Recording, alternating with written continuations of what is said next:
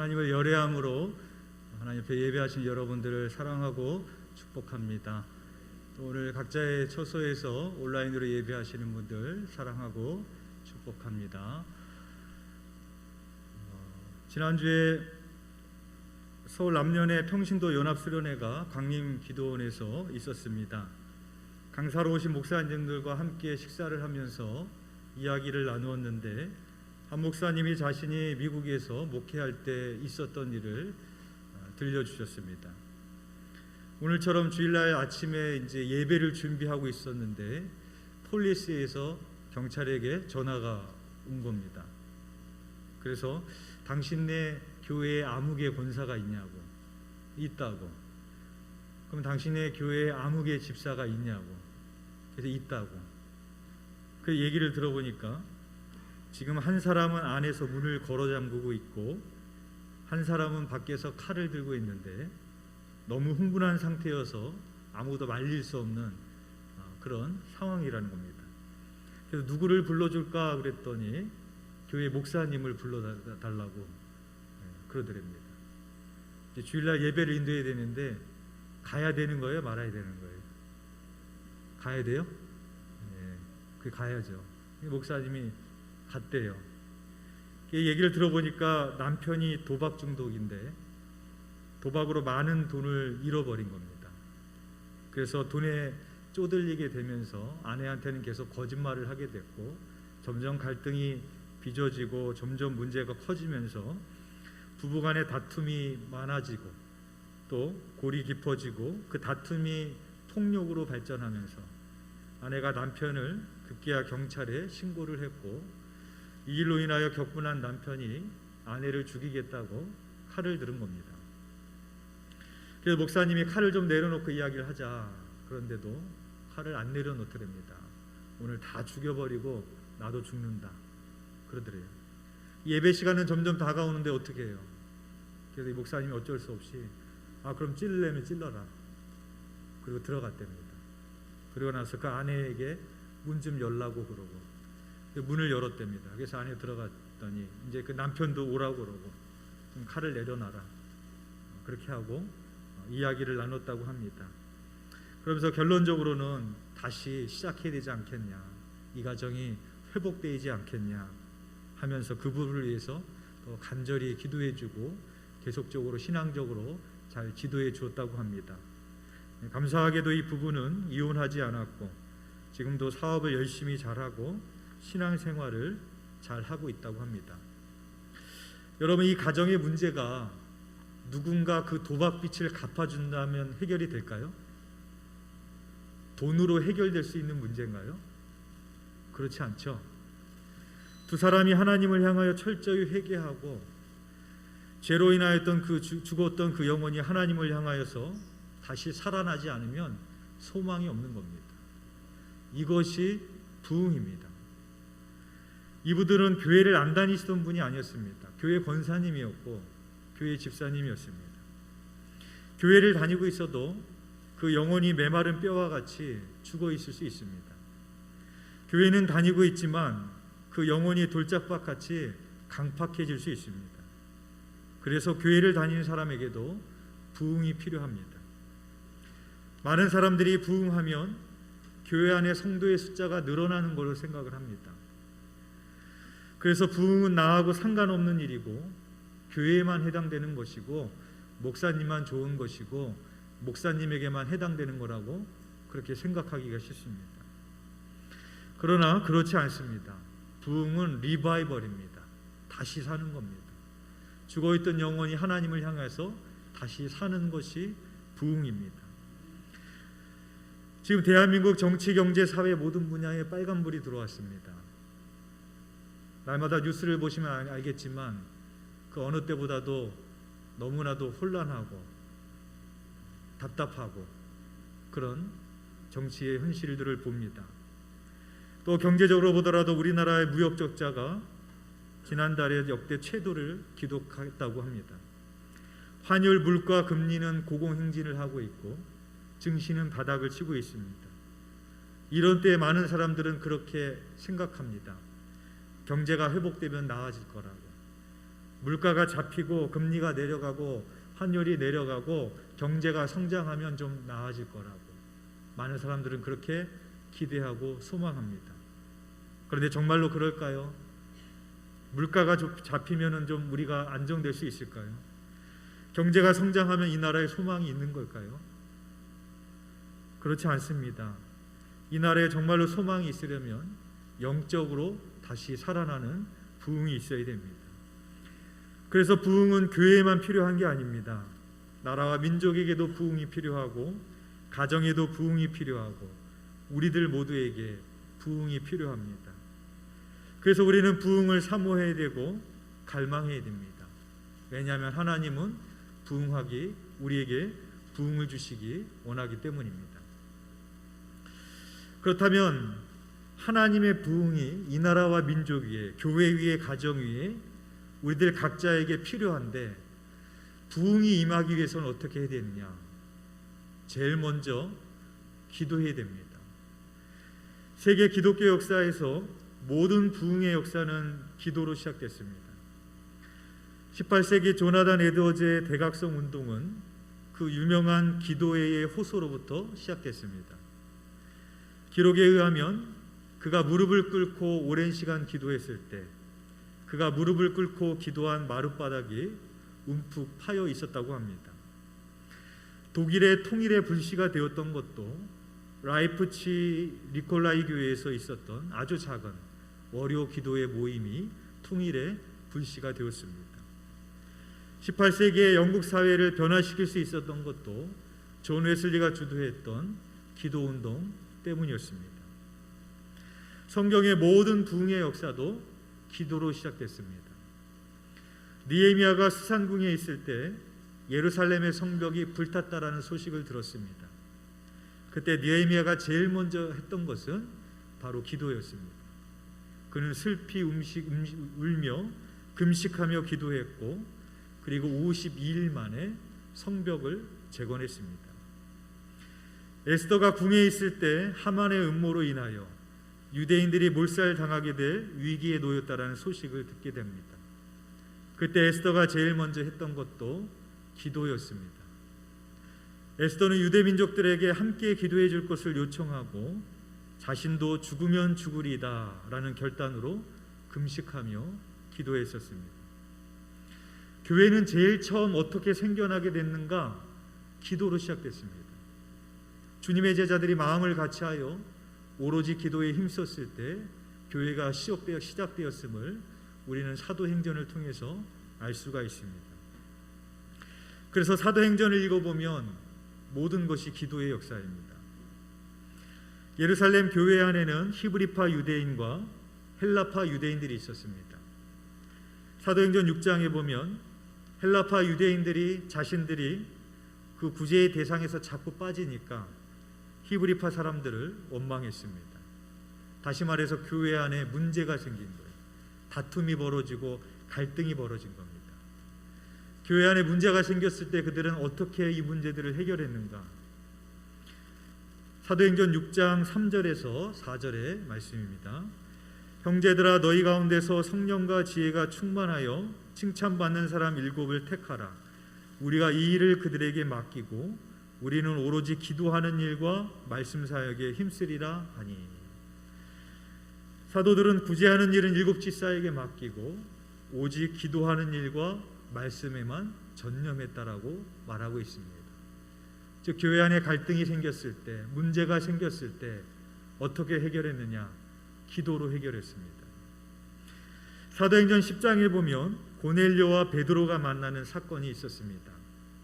그 만남이 이루어지게 되었던 계기도, 베드로가 하나님의 환성을 보게 되었던 계기도 모든 것이 기도를 통한 역사였습니다. 사도행전 10장 9절의 말씀입니다. 이튿날 그들이 길을 가다가 그 성에 가까이 갔을 때에 그때 베드로가 기도하려고 지붕에 올라가니 그 시각은 제6시더라. 고넬료가 베드로를 집으로 초청하기 위해 종을 보내게 된 것도 기도 시간에 하나님의 음성을 들었고, 베드로도 그 환상을 언제 보았는가? 기도 시간에 기도하다가 환상을 보았습니다. 그들의 만남도 기도로 시작됐고 그들의 역사도 기도로 이루어졌다라는 것을 우리는 잘 알 수가 있습니다. 사도행전 12장에 보면 베드로가 옥에 갇혔습니다. 이미 야고보 사도가 순교를 당하였기에 베드로 역시 자신도 순교당할 것을 직감하고 있었을 것입니다. 교회는 베드로가 옥에 갇혔을 때 어떻게 하였는가? 사도행전 12장 5절의 말씀입니다. 이에 베드로는 옥에 갇혔고 교회는 그를 위하여 간절히 하나님께 기도하더라. 교회는 베드로를 위해서 간절히 기도했습니다. 사도행전 16장에 보면 바울과 실라도 옥에 억울하게 갇혔습니다. 그러나 바울과 실라는 한밤중에 감옥 안에서 하나님께 찬송하고 기도하였습니다. 사도행전 16장 24절에서 25절의 말씀입니다. 그가 이러한 명령을 받아 그들을 깊은 옥에 가두고 그 발을 착고에 든든히 채웠더니 한밤중에 바울과 실라가 기도하고 하나님을 찬송하며 죄수들이 듣더라. 그 한밤중에 감옥 안에서도 바울과 신라는 기도했습니다. 결국에 옥문이 열려지는 역사가 있었고 간수가 구원을 얻는 역사가 있게 되었던 것도 기도의 역사였음을 우리가 깨닫게 되어집니다. 이렇게 사도행전은 모든 것이 기도의 역사였습니다. 그렇다면 부흥을 위해서 우리는 기도를 해야 되는데 우리는 어떻게 기도를 해야 될까? 그들의 기도와 우리들의 기도는 무엇이 다른 걸까? 제가 오늘 말씀 준비를 위해서 제가 가지고 있는 기도와 관련된 모든 서적을 한번 다 훑어봤습니다. 한 15권 정도를 빠른 시간 내에 훑어봤어요. 기도의 강자 E.M. 바운주, 너무 바빠서 기도합니다의 빌 하이벨스, 마틴 로이드 존스, 토조 목사님, 조지 밀러, 마르틴 루터, 헨리 나우엔 등등 모든 기도의 능력을 경험하고 기도의 삶을 살았던 사람들의 이야기를 종합해 보니까 공통점이 있더라고요. 그들이 공통되게 얘기하는 것들이 이렇게 요약이 되더라고요.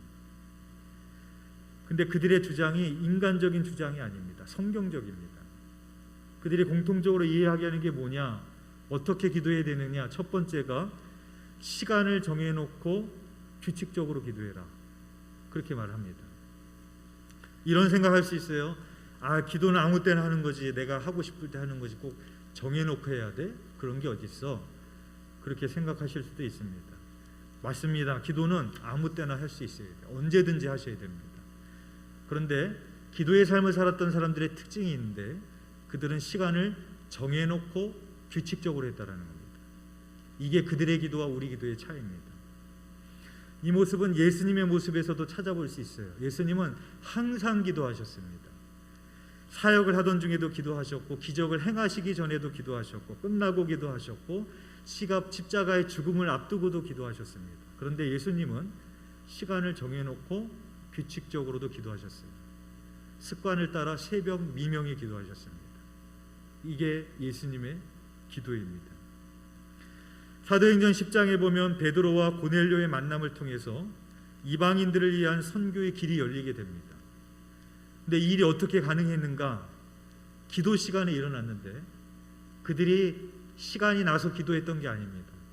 고넬료도 그랬고 베드로도 그랬고 자기가 정해놓은 시간에 규칙적으로 기도했고 그 시간에 시간을 정해놓고 기도했을 때 하나님의 음성을 듣고 동시에 환상을 보게 되는 놀라운 하나님의 역사를 체험했던 사건이 바로 고넬료와 베드로의 만남의 사건임을 보게 되어집니다.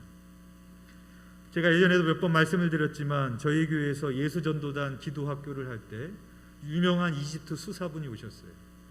수많은 사람들이 그 사람을 보겠다고 강의를 듣겠다고 구름대까지 몰려왔는데 사람들이 점심을 먹는 시간에 홀로 1층 성가대실에 가서 기도하는 모습을 제가 봤습니다. 아마도 그분이 기도하는 시간이었던 것 같아요. 내가 기도하는 시간이 되니까 그 수많은 사람들이 책에 사인해달라고 와도 수많은 사람들이 내 강의를 들어왔는데 우선적으로 하나님 앞에 나가서 머물며 기도하는 그런 모습을 보면서 제가 많은 도전을 받았던 기억이 있습니다. 여러분, 기도의 시간을 정해놓고 규칙적으로 하라고 하는 의미는요, 잘 들으십시오. 기도는 시간이 나면 하라는 게 아니라, 시간에 여유가 있을 때만 하라는 게 아니라, 여건이 되면 하는 게 아니라, 문제가 생길 때만 하는 것이 아니라, 기도는 최우선적으로 하라는 겁니다. 여러분, 운동하는 사람이, 악기를 연주하는 사람이, 무용을 하는 사람이 시간을 정해놓고 연습을 할까요? 시간 날 때 할까요? 시간 날 때 할까요? 좀 여유 있을 때 할까요? 오늘 좀 할 일이 없고 좀 한가하니까 좀 기도해도 되겠네, 그렇게 할까요? 그렇지 않아요. 정해놓고 하는 겁니다. 여러분, 우리는 그리스도인이에요. 그리스도인은 예수님을 따라가는 사람입니다. 예수님은 기도하는 삶을 사셨어요. 그렇다면 우리도 그리스도인은 기도하는 사람입니다. 기독교는 기도교예요. 그러면 우리는 기도를 최우선적으로 정해놓고 하셔야 됩니다. 그래서 저는 여러분에게 오늘 이렇게 권면합니다. 새벽 제단을 쌓으십시오. 그리고 금양로 기도회 때 나오셔서 기도하십시오. 시간을 정해놓고 기도하십시오. 목사인 저도 새벽 예배와 금요 기도회를 제외해놓고 따로 시간을 정해놓고 기도하기 어렵습니다. 목사인 저도. 우리가 얼마나 바빠요. 그러니까 권면합니다. 새벽 예배, 금요 기도회 우리가 모이잖아요. 그 시간을 내가 최우선적으로 하나님 앞에 드리는 기도의 삶을 살겠다. 그렇게 여러분 결단하시는 저와 여러분 되시기를 주님의 이름으로 축복합니다. 두 번째로 그들이 이야기하는 게 있습니다. 시간만 정해놓은 게 아니라 장소를 정해놓고 해라. 그렇게 말을 합니다. 또 이런 생각하실 수 있어요. 기도가 어디서든지 하는 거지 뭐 장소를 정해놓고 해.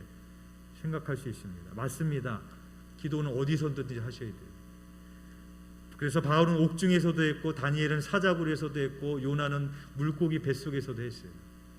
그런데 예수님도 어디서든 기도를 하셨지만 예수님도 장소를 정해놓고 기도를 하셨습니다. 거기가 어디냐면 감람산입니다. 습관을 따라 감람산에 장소를 정해놓고 그곳에 가셔서 규칙적으로 기도하셨습니다. 그리고 예수님께서 부활 승천하시기 전에 제자들에게 이렇게 당부하십니다. 사도행전 1장 4절의 말씀입니다. 사도와 함께 모이사 그들에게 분부하여 이르시되 예루살렘을 떠나지 말고 내게서 들은 바 아버지께서 약속하신 것을 기다리라 라고 말합니다. 너희에게 성령을 보내는데 성령을 받는데 장소가 있겠어요? 성령을 받는데 장소가 정해져 있지 않죠. 어디서든지 우리는 성령을 받을 수 있어요. 근데 예수님은 예루살렘이라는 장소를 지정해 주셨어요. 그곳을 떠나지 말고 거기서 성령 받기를 기다려라고 예수님께서 말씀하시는 것을 보게 되어집니다. 그래서 예수님이 부활 승천하신 이후에 오늘 본문에 보면 제자들이 예루살렘으로 돌아와서 어디에서 기도했는가 하면 사도행전 1장 13절에 보면 이렇게 기록합니다.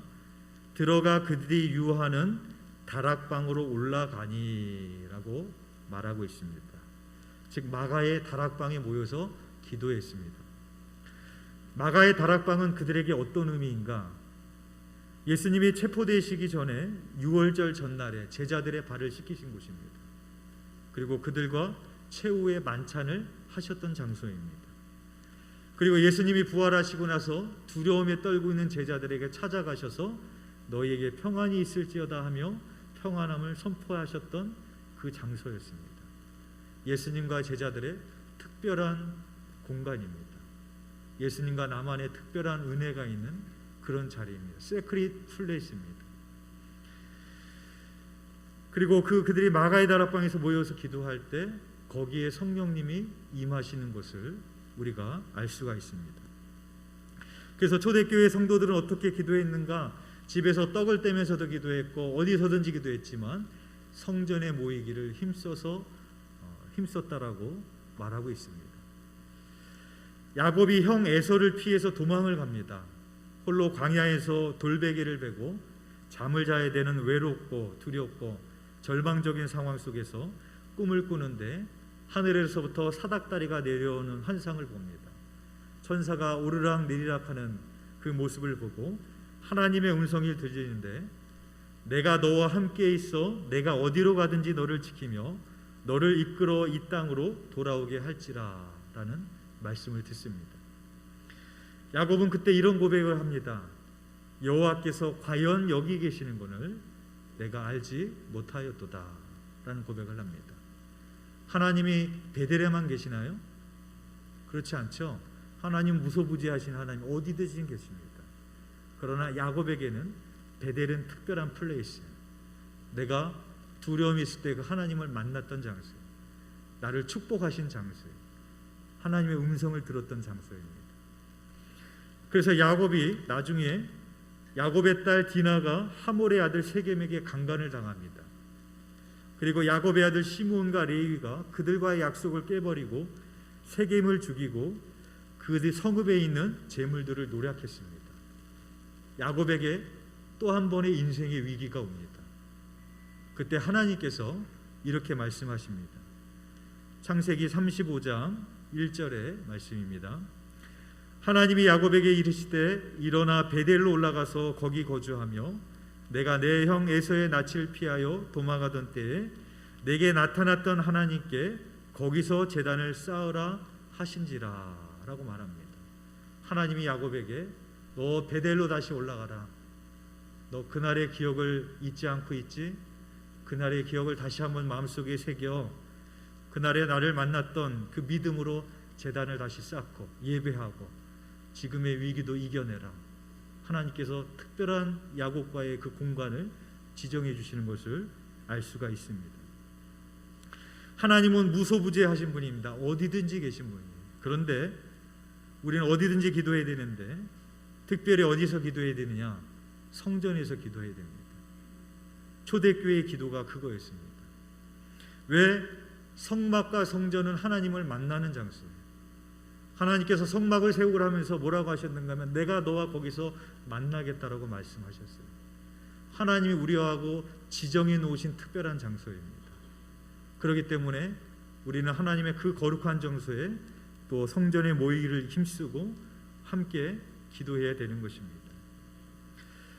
세 번째는 함께 기도해라 그렇게 말합니다. 오늘 본문 사도행전 1장 14절의 말씀입니다. 우리 함께 한번 봉독해 보겠습니다. 시작. 여자들과 예수의 어머니 마리아와 예수의 아우들과 더불어 마음을 같이하여 오로지 기도에 힘쓰더라. 아멘. 처음에 그들이 몇 명이 모여서 기도했느냐? 처음부터 120명이 모이지 않았습니다. 처음에는 가룟 유다를 제외한 11명의 제자들과 예수님을 따르는 여인들이 모여서 기도했습니다. 그런데 그 기도의 불길이 옮겨 붙어서 120명이 모여서 기도하게 되었고 3,000명이 모여서 기도하게 되었고 나중에는 예루살렘을 넘어 사마리아까지 번져가게 되는 부흥의 역사를 우리는 볼 수 있습니다. 어느 교회 집사님이 기도의 불을 받았습니다. 얼마나 새벽 예배를 간절히 했는지 몰라요. 근데 어느 날 문득 그런 생각이 들더래요. 꼭 교회 가서 기도해야 돼? 내 집에서 해도 되지. 그래서 집에서 하자. 그리고 집에서 혼자 새벽 기도를 드리기 시작했답니다. 근데 그렇게 기도의 불을 받았던 그분이 어느 순간에 보니까 기도하지 않더래요. 기도의 불이 꺼지더랍니다. 그래서 어느 날 담임 목사님이 그 집사님의 집에 신방을 갔습니다. 그 집에 벽난로가 있는데 그 목사님이 그 벽난로 안에 있는 그 장작들을 이렇게 막 흩트기 시작했어요. 모아져 있던 거를. 그리고 거기에 불이 붙어 있던 장작을 하나를 바깥으로 꺼내버렸습니다. 그랬더니 그것을 흐트렀던 그 벽난로의 불들이 점점 불길이 약해지는 것이 보였고 바깥으로 하나 끄집어냈던 불이 조금 있으니까 꺼져버리는 그런 모습을 보게 되었다고 합니다. 여러분, 혼자 해도 되지만 혼자 하면은 기도의 불이 약해집니다. 함께 기도해야지 기도의 불이 타오를 수가 있는 거예요. 오늘 본문에 나오는 초대교회 성도들이 혼자 기도하다가 성령 세례를 받은 게 아닙니다. 함께 모여서 오로지 기도에 힘썼을 때 성령을 받았습니다. 그래서 토미 테니가 쓴 하나님의 드림팀이라는 책에 보면 이렇게 말을 합니다. 부흥의 모든 요소들을 갖추어도 연합이 빠지면 부흥은 절대 일어나지 않는다. 연합은 부흥의 결과가 아니라 원인이다 라고 말합니다. 즉 연합으로 한 마음으로 기도할 때 부흥의 은혜가 임한다라는 것이죠. 바라기는 우리 두드림교회가 마음을 같이하여 합심하여 기도하여 기도의 불이 임하게 될 줄 믿습니다. 마지막으로 네 번째 말하는 게 뭐냐? 간절히 기도해라 라는 겁니다. 그래서 오늘 본문 14절에도 보면 여자들과 예수의 어머니 마리아와 예수의 아우들과 더불어 마음을 같이하여 오로지 기도에 힘쓰더라. 그들은 간절히 기도했습니다. 저번 지방연합성회 때 오신 분은 아셨겠지만 성회 기간 동안에 한 남자 청장년분이 이쪽에 앞에 앉아 계셨는데 강사 목사님이 말씀을 전하는데 아멘을 얼마나 크게 하는지 무슨 말 한마디 끝날 때마다 그냥 강사 목사님 놀랄 정도로 아멘을 하는 거예요. 근데 한 번은 타이밍이 잘 안 맞아가지고 강사 목사님이 오늘 말씀을 좀 짧게 하겠습니다. 그때 아멘 했더야 사람들이 다 웃음바다가 됐어요. 근데 저는 놀라웠던 게 뭐냐면 사람들이 다 나를 보면서 웃는데 좀 비웃는 것 같아서도 웃는데 그분은 전혀 그거에 신경 쓰이지 않더라고요. 오직 하나님만 보고 있더라고요. 계속해서 하나님 말씀이 선포되어질 때마다 아멘 하면서 그 말씀을 받아 먹는 것을 보면서 많이 놀랐습니다. 그리고 예배가 끝나고 나서 목사님들끼리 모여서 이야기를 하다 그분 얘기가 나온 거예요. 그러다가 그 얘기를 하다 보니까 어떤 목사님이 자기 얘기를 해주는데 그분은 아무것도 아니라는 거예요. 자기가 어느 지방에 부흥회를 인도하러 갔는데 어떤 분이 앞에 앉아서 말씀 가운데 아멘을 외치는데 그냥 아멘이 아니라 아멘 이렇게 하신대요. 그래서 이제 부흥회가 끝나고 나서 너무 궁금해가지고 저분 누구시냐고 담임 목사님한테 물어봤대요. 담임 목사님이 대답하시는데 그분은 카이스트의 수학과 교수랍니다. 카이스트 수학과 교수가 하나님의 말씀을 듣는데 아멘 이러고 듣는 거예요. 제일 아멘 안 할 것 같은 사람인데 말씀 들을 때 팔짱 끼고 들을 것 같은 사람인데 하나님의 말씀을 그렇게 받더랍니다. 여러분 예수님이 너희가 어린아이와 같지 않으면 천국에 들어갈 수 없다라고 말했습니다. 어린아이 같다라는 게 뭘까요? 여러 가지로 해석이 가능하겠지만 저는 그렇게 봅니다. 어린아이는 부끄러워하지 않아요. 여러분들 중에 몇 명 이 앞으로 나와서 찬양하면서 율동하라고 하면 우리는 어른들은 부끄러워서 안 합니다. 근데 애들은 부끄러워하지 않아요. 이 앞에 나와서 찬양하고 찬양하며 율동합니다. 그게 어린아이입니다.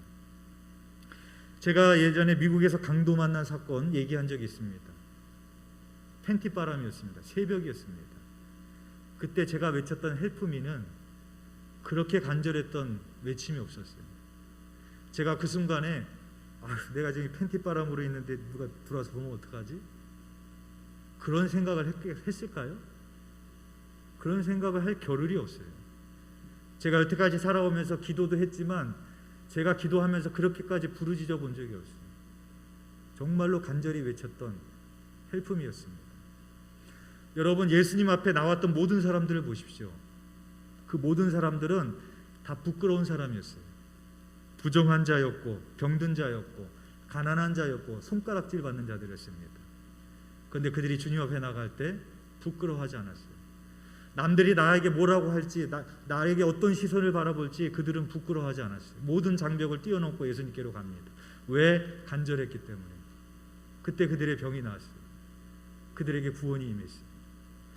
여러분 하나님 앞에 나아가실 때 하나님 앞에 아멘 하는 게 부끄러우세요? 하나님 앞에 간절히 부르짖어 기도하는 게 부끄러우세요? 남들이 나를 어떻게 생각할까? 나 혼자 이렇게 하는 거 아니야? 하나님 앞에 나갈 때 부끄러우십니까? 다윗이 왕입니다. 하나님의 법궤가 들어올 때 춤을 췄어요. 속옷이 내려갈 정도로 사람들이 비웃었습니다. 그러나 다윗은 부끄러워하지 않았어요. 하나님 앞에서 춤추고 기뻐하고 찬양하는 걸 부끄러워하지 않았습니다. 여러분, 내가 믿는 하나님이 부끄러우세요? 그 하나님을 말하는 게 부끄러우세요? 내가 믿는 하나님을 전하는 게 부끄러우십니까? 바라기는 내가 믿는 하나님을 부끄러워하지 않기를 원합니다. 우리 하나님 앞에 나아갈 때 어린아이와 같이 나아가야 돼요. 바라기는 우리가 그 하나님 앞에 부끄러워하지 아니하고 간절하게 하나님 앞에 나아갈 수 있는 저와 여러분 되기를 주님의 이름으로 축원드립니다.